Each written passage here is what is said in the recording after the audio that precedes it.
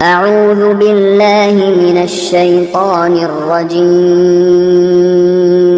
بسم الله الرحمن الرحيم السلام عليكم ورحمة الله وبركاته. الحمد لله والصلاة والسلام على نبينا محمد رسول الله صلى الله عليه وسلم. أعوذ بالله من الشيطان الرجيم بسم الله الرحمن الرحيم. وآتوا النساء صدقاتهن نحلة فإن تبن لكم عن شيء منه نفسا فكلوه هنيئا مريئا. புகழும் புகழ்ச்சியும் எல்லாம் அல்ல அல்லாஹ் ஒருவனுக்கு. அல்லாஹ்வின் சாந்தியும் சமாதானமும் முஹம்மது ரசூலுல்லாஹி ஸல்லல்லாஹு அலைஹி வஸல்லம் அவர்கள் மீதும் அவர்களை பின்பற்றி வாழ்ந்த உத்தம சத்திய சஹாபாக்கள், தாபிஈன்கள், தபஅ தாபிஈன்கள், உலக முஃமின்கள், முஸ்லிம்கள், நம் முன்னோர்கள், நம் சந்ததிகள், குறிப்பாக நம் அனைவர்கள் மீதும் என்றென்றும் உண்டாவதாக. ஆமீன். கண்ணியத்திற்குரியவர்களே, திருமணம் என்று சொன்னாலே சில விஷயங்கள், அடிப்படையான சட்டங்கள் நமக்கெல்லாம் தெரியும். அதில் ஒன்று மகர் கொடுப்பது. திருமணத்தில் சில ஷரத்துக்கள் இருக்கிறது. அந்த ஷரத்தில் ஒன்று என்னது? மணமகன் மணமகளுக்கு மகர் கொடுப்பது. முந்தைய காலத்தில் 501 ரூபா கொடுப்பாங்க. 501 1001ஆக மாற்றம் பெற்றது. அப்புறம் பணம் போய் நகையாக மாறியது. 1 கிராம் 2 கிராம் அப்படின்னு. அப்புறம் கிராம் கணக்கு பவுனாக மாறியது. இப்போ 100 பவுன் அளவுக்கு, 1 கிலோ அளவிற்கு, அப்படி அவங்கவுங்க தகுதிக்கு தகுந்த மாதிரி மகர் கொடுப்பதை நாம் பார்க்கிறோம். அப்போ திருமணத்தின் ஒரு அங்கமாக, முக்கிய இடம் வகிக்கக்கூடிய ஒன்றாக மகர் என்பது இருக்கிறது. இந்த மகர் தொடர்பாக நாம் சில விஷயங்களை தெரிந்து கொள்ளணும் என்பதற்காக வேண்டி இன்ஷா அல்லாஹ் இன்றைய ஜும்மாவில் அது தொடர்பாக இஸ்லாத்தினுடைய பார்வையில் மகர் அப்படிங்கிற தலைப்பில் நாம் பார்க்க இருக்கிறோம். 2021 மார்ச் மாதம் ஈரானில் ஒரு திருமணம் நடக்குது. அந்த திருமணத்தின் அந்த மணமகன் ஒரு டாக்டர், அதுவும் அறுவை சிகிச்சை நிபுணர். மணப்பெண்ணு தன்னுடைய வருங்கால கணவரிடத்தில் தனக்குரிய மகராக கேட்டது என்ன தெரியுமா? 313 ஏழைகளுக்கு இலவசமாக ஆபரேஷன் செய்யணும், இதை எனக்குரிய மகராக நீங்கள் செய்யுங்க அப்படின்னு சொல்லி அந்த பெண்மணி வேண்டுகோள் வைத்தாள். அந்த மருத்துவர் அதை செய்து கொடுத்தார். இது பல செய்தித்தாள்களில் வந்த நிகழ்வு. இன்னொரு விஷயம், 313 என்று ஏன் அந்த பெண்மணி சொன்னா அப்படின்னா, பத்ர் யுத்தத்தில் 313 சஹாபாக்கள் கலந்து கொண்டாங்க. அப்போ மார்க்கத்தினுடைய பார்வையில் 313 என்பது ஒரு முக்கியமான இடம் வகிக்கிறது. இரண்டாவது, ஏழைக்கு உதவிட வேண்டும் அப்படிங்கிற உயரிய உள்ளம். மூன்றாவது, நம்மை போன்று மற்றவர்கள் இதை பின்பற்றினால் பல ஏழைகளுக்கு என்ன செய்யும், இது பலன் அளிக்கும் அப்படிங்கிற உயரிய ஒரு சிந்தனை. நம்ம யோசனை செஞ்சு பார்க்கணும்.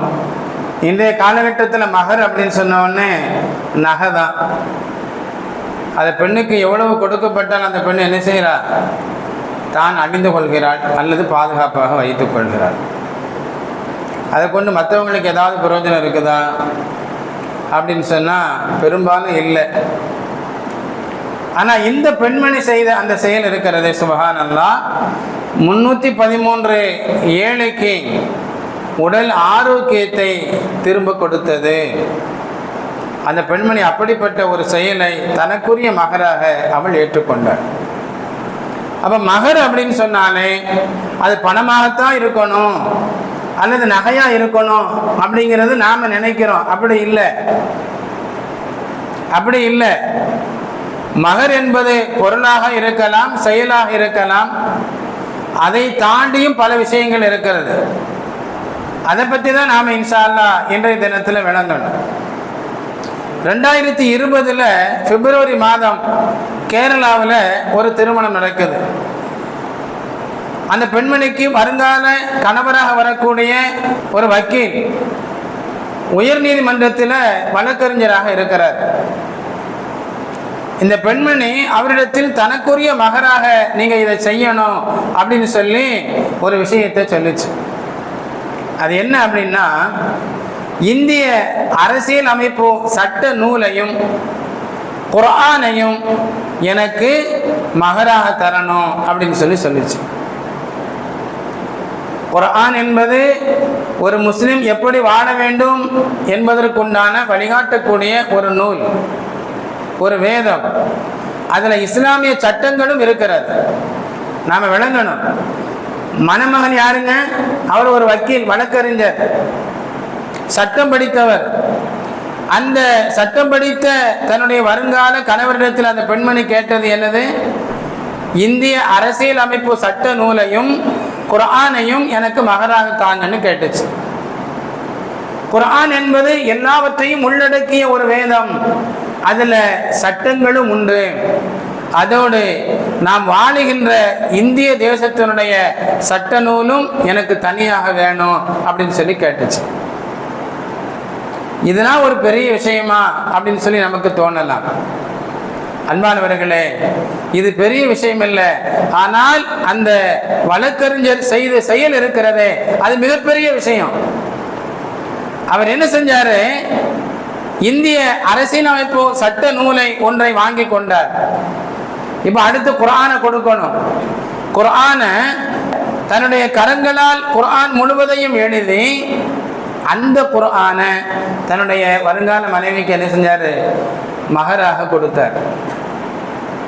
அப்போ அல்லாஹ்விற்கும் நமக்கும் உண்டான அந்த நெருக்கம், குர்ஆனோடு எனக்கு உண்டான தொடர்பு, குர்ஆனை நான் எந்த அளவு நேசிக்கிறேன் என்பதை வெளிப்படுத்தும் விதமாக அந்த மணமகனுடைய செயல் அமைந்தது. அப்போ மகராக நம்ம என்ன செய்யலாம்? நகை தான் கொடுக்கணும், பணம் தான் கொடுக்கணும் அப்படிங்கிறது இல்லை, குர்ஆனை கொடுக்கலாம். நகையை விட குர்ஆன் பெரிது என்று நாம சொல்கிறே தவிர உள்ள அதை என்ன செய்யறது இல்லை, அதை ஏற்றுக்கொள்றது இல்லை. எந்த பெண்ணிடத்திலாவது குர்ஆன் பெருசா நகை பெருசான்னு கேட்டால் என்ன சொல்லுவாங்க? குர்ஆன் தான் பெருசுன்னு சொல்லுவாங்க. நான் மகராக குர்ஆனை தர்றேன் அப்படின்னு சொன்னா அதை ஏற்றுக்கொள்ளக்கூடிய பக்குவம் பெற்ற பெண்கள் எத்தனை பேர் இருப்பாங்க? ஆனால் அந்த கேரளாவை சார்ந்த அந்த பெண்மணி குர்ஆனை கேட்டால் அந்த குர்ஆனை தன்னுடைய கைப்பட எழுதி முழுமைப்படுத்தி அந்த மணமகன் அந்த மணமகளுக்கு மகராக கொடுத்தார் என்பதை செய்தித்தாள்களில் நாம் பார்க்கும்போது அவர்களுக்கு உண்டான அந்த மார்க்க பற்றை அது வெளிப்படுத்துது. அப்போ மகர்னா வெறுமனே தொகையும் நகையும் அல்ல, அதை தாண்டி இது இருக்குது அப்படிங்கிறத அது வெளிப்படுத்துது. அது மாதிரி 2022 டிசம்பரில் கோயம்புத்தூரில் ஒரு நிக்காஹ் நடக்குது, ஒரு திருமணம். அந்த திருமணத்தில் அந்த பெண்மணி கேட்டால் 57 நூல்களை பட்டியலிட்டு இந்த நூல்களை எனக்கு மகராக தாங்க அப்படின்னு சொல்லி மணமகன்கிட்ட கேட்டாங்க. அந்த நூல்களில் குர்ஆன் இருக்கிறது, இஸ்லாமிய நூல்கள் இருக்கிறது, அரசியல் மேதைகள் எழுதிய வரலாற்று நூல்கள் இருக்கிறது, பொது அறிவு சம்பந்தமான நூல்கள் இருக்கிறது, அறிவை வளர்க்கக்கூடிய மார்க்கத்தை பற்றி தெரிந்து கொள்ளக்கூடிய நூல்களை உள்ளடக்கிய ஒரு 57 நூல்களை அவள் எழுதி என்ன செஞ்சா, இதை எனக்கு மகராக கொடுங்க அப்படின்னு சொல்லி கேட்டார். அவர் அதை கொடுத்தார். அப்போ நமக்கு இப்போ புரியுது, இஸ்லாம் மகர்னா என்ன, பணமும் நகையும் தான் அப்படின்னு சொல்லலை, அதை தாண்டி பல விஷயங்களை மார்க்கம் நமக்கு சொல்லி தருது.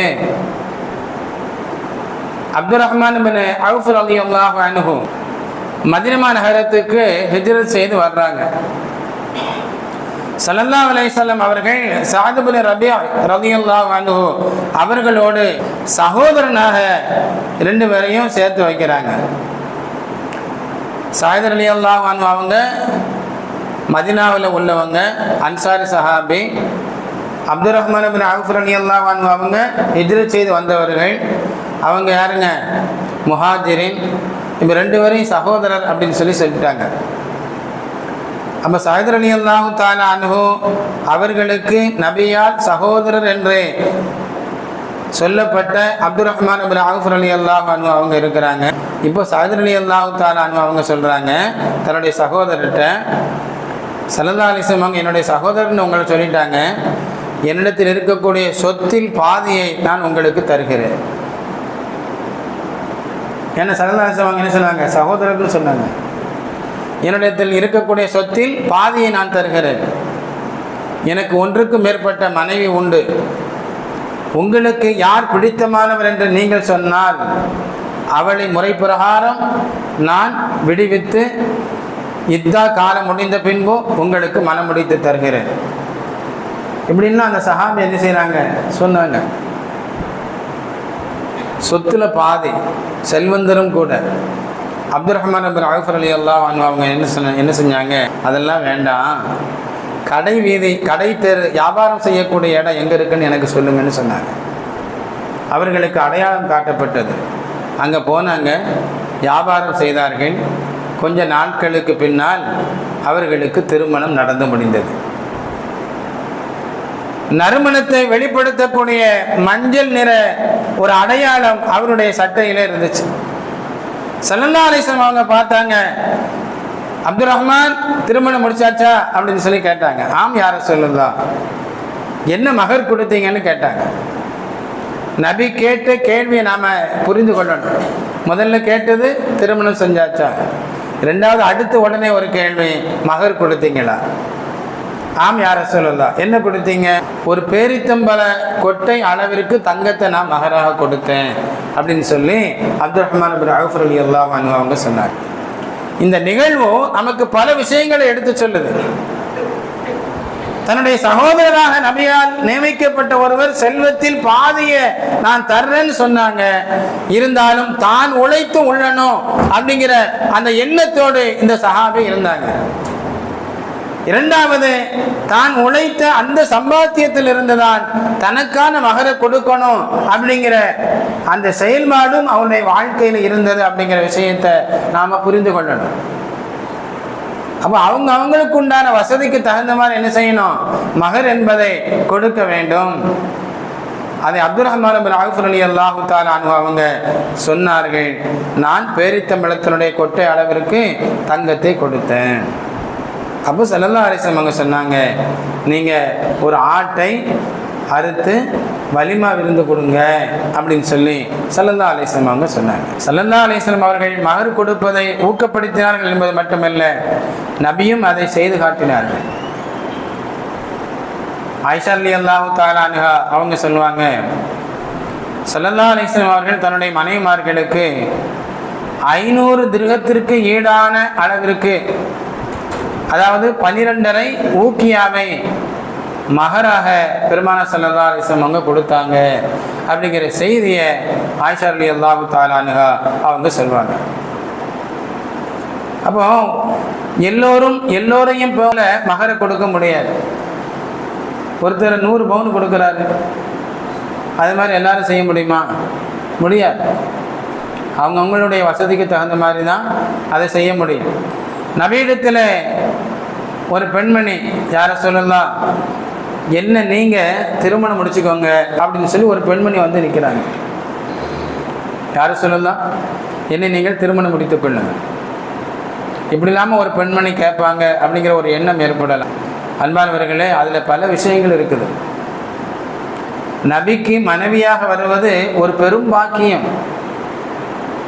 அவர்களை பற்றி அல்லாஹ் சுப்ஹானஹு வ தஆலா சொல்கிறான், இந்த உம்மத்துமார்களுக்கான தாய் என்பதாக அல்லாஹ் தஆலா சொல்கிறான். உம்மஹாத்துல் முஃமினீன், முஃமின்களுக்கு தாய் என்ற அந்தஸ்தை அந்த பெண் பெற்றுக்கொள்ள முடியும். துன்யாவில் மட்டுமல்ல, ஆகிரத்திலும் சொர்க்கத்திலும் ஒரு மனைவியாக நபிக்கு இருக்கக்கூடிய பாக்கியம் கிடைக்கும். அப்ப துன்யாவிலும் ஆகிரத்திலும் வெற்றி கிடைப்பதற்குண்டான பெரும் பாக்கியத்தை பெறணும் அப்படிங்கிற நோக்கத்தில் அந்த பெண்மணி கேட்டாங்க, யார சொல்லலாம், என்னை நீங்கள் திருமணம் முடிச்சுக்கோங்க அப்படின்னு சொல்லி கேட்டபோது ஒரு சஹாபி, யார சொல்லலாம், நான் அந்த பெண்மணியை திருமணம் செய்கிறேன் அப்படின்னு சொல்லி கேட்டாங்க. அப்போ ஸல்லல்லாஹு அலைஹி வஸல்லம் அவங்க சொன்னாங்க,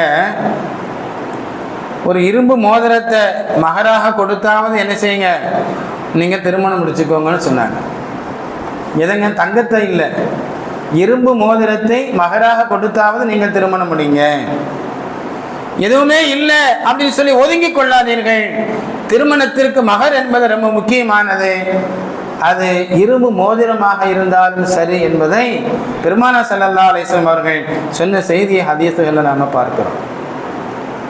அன்பானவர்களே, இன்னொரு சஹாபி நபியிடத்தில் வர்றாங்க, யார சொல்லலாம், மகர் கொடுப்பதற்கு என்கிட்ட ஒன்றுமே இல்லை, மகர் கொடுப்பதற்கு என்கிட்ட பொருளும் இல்லை, பணமும் இல்லை, நகையும் இல்லை, ஒன்றுமே இல்லை, ஆனால் நான் திருமணம் முடிக்கணும்.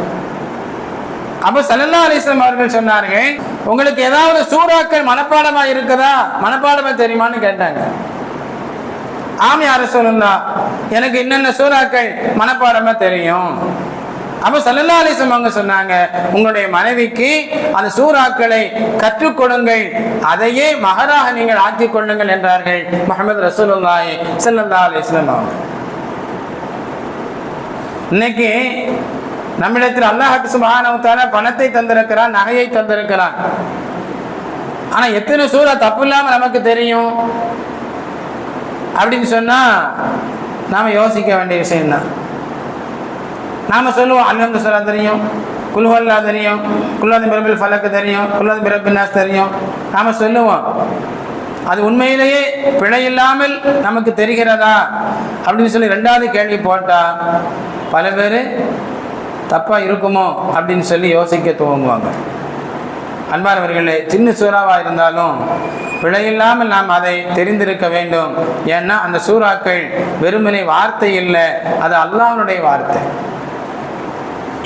அது அல்லாஹ்வுடைய பேச்சு. அதைத்தான் நாம் தொழுகையில் என்ன செய்கிறோம், ஓதுறோம். அப்போ அதை பிழையில்லாமல் ஓதனமா இல்லையா? அந்த சூறாக்கள் நம்முடைய பார்வையில் சாதாரணமாக தெரியலாம், ஆனால் அது அல்லாஹ்வுடைய வார்த்தைகள். அதை ஓதினால் ஒரு எழுத்துக்கு அல்லாஹ் 10 நன்மைகளை தருகிறான். ஒரு எழுத்துக்கு அல்லாஹ் 10 நன்மையை தர்றான். அப்படி அது உயர்ந்த அந்தஸ்தை பெற்றதுனால தான் ஸல்லல்லாஹு அலைஹி வஸல்லம் அவங்க என்ன சொன்னாங்க, உங்களுக்கு சூறாக்கள் மனப்பாடம் தெரியுமா? ஆமாம் தெரியும் யார் ரசூலுல்லாஹ். அந்த சூறாக்களை உங்களுடைய மனைவிக்கு கற்றுக் கொடுங்கள், அதையே மகராக நீங்கள் ஆக்கிக் கொள்ளுங்கள் என்றார்கள் கண்மணி நாயகம் ஸல்லல்லாஹு அலைஹி வஸல்லம் அவங்க.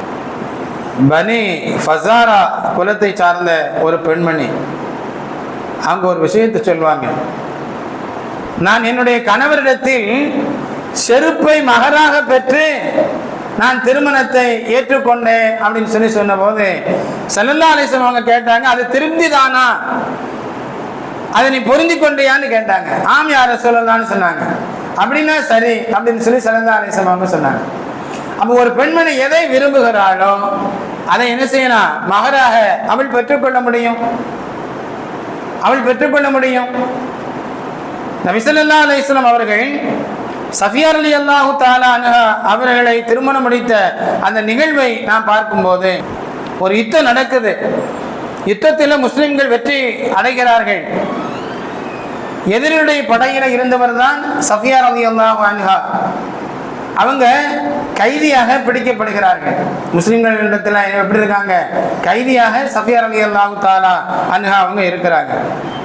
நம்ம ஸல்லல்லாஹு அலைஹி வஸல்லம் அவங்க என்ன செஞ்சாங்க, அந்த கைதிக்கு உரிமையிட்டு அந்த உரிமையை மகராக ஸல்லல்லாஹு அலைஹி வஸல்லம் அவர்கள் அளித்தார்கள் என்பதை ஹதீஸ்களை நாம பார்க்கிறோம். அப்ப நாம ஒண்ணு விளங்கணும், மகர் என்பது பணமாகவோ நகையாகத்தான் இருக்கணும் அப்படிங்கிறது இல்லை. குர்ஆனுடைய வசனமாக இருக்கலாம், அல்லது மோதிரமாக இருக்கலாம். அதுவும் எப்படிப்பட்ட மோதிரம், இரும்பாலான மோதிரமாக இருக்கலாம், செருப்பாக கூட இருக்கலாம், உரிமை இடுவதாக இருக்கலாம், அன்பானவர்கள், இன்னொரு விஷயம் தெரியுமா?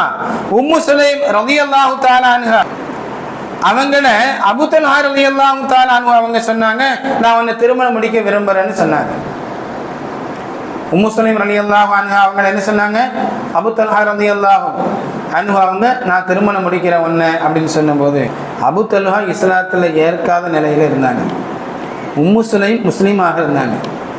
அப்போ உம்மு சுலைம் ரலியல்லாஹு அன்ஹா அவங்க சொன்னாங்க, நீங்கள் இஸ்லாத்துக்கு வாங்க, ஈமானை பெற்றுக்கொள்ளுங்கள், நீங்கள் இஸ்லாத்திற்கு வருவதையே என்னுடைய மகராக நான் ஏற்றுக்கொள்கிறேன் என்றார்கள் உம்மு சுலைம் ரலியல்லாஹு அன்ஹா அவங்க. எவ்வளவு பெரிய உயர்ந்த பாக்கியம்! எனக்கு மகராக பணமோ நகையோ எதையும் தர வேணாம், நீங்க இஸ்லாத்திற்கு வந்தா போதும், நீங்கள் இஸ்லாத்திற்கு வருவதையே நான் என்னுடைய மகராக பெற்றுக்கொள்கிறேன் என்பதாக உம்மு சுலைம் ரலியல்லாஹு தஆலா அன்ஹா அவங்க சொன்ன செய்தியை ஹதீஸ்களை நாம பார்க்கும்போது மகர் எவ்வளவு வலிமையானது, எவ்வளவு வலிமையானது! அலி ரலியல்லாஹு தஆலா அன்ஹு அவங்க ஃபாத்திமா ரலியல்லாஹு தஆலா அன்ஹா அவர்களை திருமணம் முடிக்கின்ற அந்த நேரத்தில் கொடுப்பதற்கு பெரிய சொத்துக்கள் இல்லை, போர் தளவாடங்கள் இருந்துச்சு, கேடயம் இருந்தது, கவச ஆடை இருந்துச்சு. இதுல ஏதாவது ஒன்றை எடுத்துட்டு போய் விற்பனை செய்யலாம், அதுல கிடைக்கக்கூடிய பணத்தை மகராக கொடுக்கலாம் அப்படின்னு சொல்லி அலி ரலியல்லாஹு தஆலா அன்ஹு அவங்க அதை எடுத்துட்டு போறாங்க. கேடயத்தையோ அல்லது கவச ஆடையோ ஏதாவது ஒன்று என்ன செய்யறாங்க, எடுத்துட்டு போறாங்க. அது உஸ்மான் ரலியல்லாஹு தஆலா அன்ஹு அவங்க விலைக்கு வாங்கி கொண்டார்கள். அந்த கேடயத்தை அல்லது கவச ஆடையை விற்றதிலிருந்து அந்த பணத்திலிருந்து 480 திர்ஹத்தை ஃபாத்திமா ரலியல்லாஹு தஆலா அன்ஹா அவர்களுக்கு அலி ரலியல்லாஹு தஆலா அன்ஹு அவங்க மகராக கொடுத்தார்கள் என்பதை ஹதீஸுகளை நாம் பார்க்கிறோம். அப்போ மகர் என்பது ரொம்ப முக்கியமானது. அதை மற்றவர்கள் தீர்மானிக்கக்கூடாது. யாருங்க தீர்மானிக்கணும்? அந்த பெண்ணு தீர்மானிக்கணும்.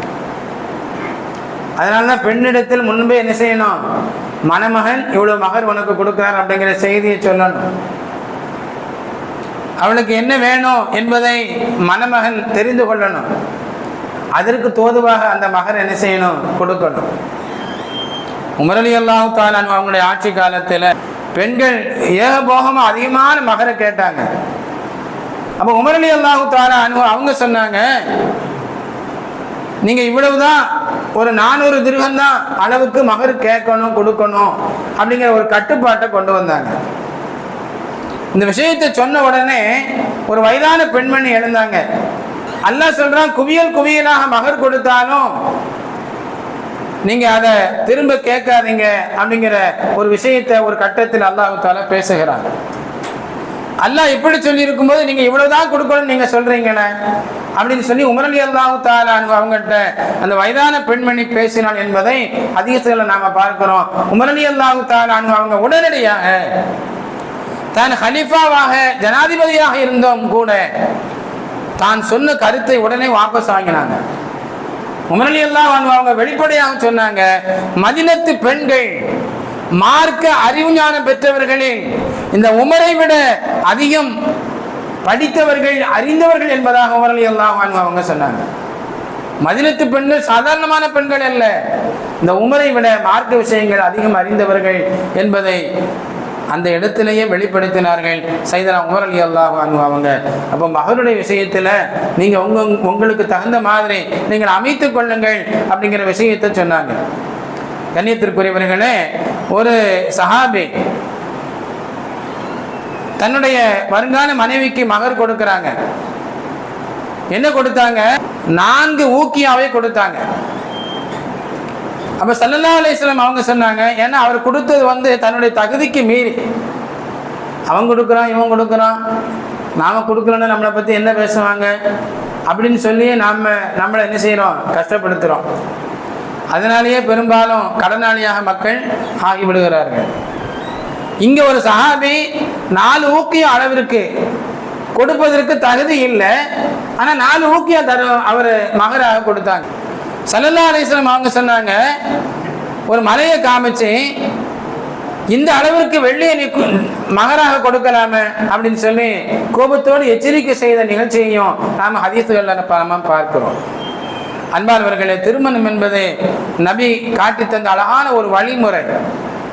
அதற்குன்னு சில ஷரத்துகள், நிபந்தனைகள் இருக்கிறது. அளவுக்கு மீறி என்ன செஞ்சிடக்கூடாது, மகர் கொடுத்து நம்மை நாம் வரித்து கொள்ளக்கூடாது. தகுதியை மீறி நாம் மகராக ஒன்றை கொடுத்து அல்லது திருமணத்தின் செலவை நாம் செய்து நாம் கடனாளியாக ஆகுவதை மார்க்கமே விரும்பாது. அதை அல்லாஹும் அல்லாஹ்வுடைய ரசூலும் விரும்ப மாட்டார்கள் என்பதை நாம் புரிந்து கொள்ளணும். சில பேர் திருமணம் முடிப்பது கொண்டு கடனாளியாக எத்தனை பேர் மாறியிருந்தாங்க. கடன் என்பது ரொம்ப மோசமானது. துன்யாவோடு முடிந்து விடக்கூடிய ஒன்று அல்ல. மறுமையிலும் என்ன செய்யும், வந்து நிற்கும். யுத்தத்தில் தன்னுடைய உயிரை தியாகம் செய்வது பெரிய பாக்கியம். ஷஹீத் அப்படிங்கிற பாக்கியத்தை பெறுவது. ஸல்லல்லாஹு அலைஹி வஸல்லம் சொன்னாங்க, ஒருவர் ஷஹீத் ஆனால் அவருடைய எல்லா பாவங்களும் மன்னிக்கப்பட்டு விடும், கடனை தவிர என்று பெருமானார் ஸல்லல்லாஹு அலைஹி வஸல்லம் சொன்னாங்க. கடனை தவிர எல்லா பாவங்களும் மன்னிக்கப்பட்டு விடும். அப்போ கடன் மட்டும் என்ன செய்யும், அவரோட பாக்கி இருக்கும். அவருடைய உறவுகள், சொந்தங்கள் யாராவது அந்த கடனை கொடுத்தால் தான் அவரை விட்டும் அந்த கடன் நீங்கும். சில பேர் கடன் கொடுக்கும் போது அல்லது வாங்கும் போது எழுதி வைத்துக் கொள்வதே இல்லை. நம்பிக்கை இருக்க வேண்டியதுதான். அது இருவருக்கு மத்தியில் இணக்கமாக இருக்கும் வரைக்கும் பிரச்சனை இல்லை. ஏதாவது ஒரு வகையில சிக்கல் வந்துருச்சு அப்படின்னு சொன்னா அல்லது மறதி ஏற்பட்டு விட்டால் அங்க பிரச்சனை என்ன செய்யும், தானாக உருவாகும். அல்லாஹ் சுப்ஹானஹு வ தஆலா குர்ஆனில் 6666 வசனங்களை சுமார் அல்லாஹ் இறக்கி தந்திருக்கிறார். அதுல மிகப்பெரிய ஒரு வசனம் யா அய்யுஹல்லதீன ஆமனூ இதா ததாயன்தும் என்று சொல்லக்கூடிய வசனம். இந்த 15 வரி குர்ஆன்ல 15 வரிக்கும் அந்த ஒரு வசனம் தான் இருக்கும். 13 வரி குர்ஆன்ல ஒரு 1.5 பக்கம் அளவிற்கு அந்த ஒரு வசனம் தான், ஒரு ஆயத்து தான் இருக்கும். அதில் அல்லாஹ் தாலா நீங்கள் கடன் கொடுக்கும் போதே எழுதி வைத்துக் கொள்ளுங்கள் என்று அல்லாஹ் சொல்றான்.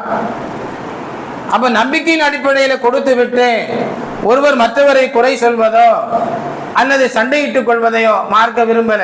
அன்பானவர்களே, திருமணம் என்பது ஒரு சுன்னத்தான ஒரு அமல். அதை செய்வதற்கு நாம் பெரும் கடனாளியாக ஆகிவிடக்கூடாது. விழிப்புணர்வோடு இருக்கணும். அதில் நாம் செய்யக்கூடிய வீண் விரயமான செலவுகளை நாம் கட்டுப்படுத்தினால் கடனிலிருந்து நாம் விடுபடலாம் என்பது மட்டுமல்ல, மிச்சம் உண்டான பணத்தில் நல் வாழ்க்கை இன்ஷா அல்லாஹ் நாம் அமைத்துக் கொள்ள முடியும். எல்லாம் அல்லாஹ் நல்ல எண்ணங்களையும் நல்ல சிந்தனைகளையும் தருவதோடு இறைவனுக்கும் இறை தூதருக்கும் விருப்பமான நல்ல வாழ்க்கையை வாழுகின்ற நசீமையும் பாக்கியத்தையும் எனக்கும் உங்களுக்கும் உலக முஃமின்கள் முஸ்லிம்கள் நம் சந்ததிகள் அனைவர்களுக்கும் அல்லாஹ் தந்து அருள் புரிவானாக. ஆமீன் ஆமீன் யா ரப்பல் ஆலமீன். அஸ்ஸலாமு அலைக்கும் வரஹ்மத்துல்லாஹி தஆலா வபரகாத்துஹு.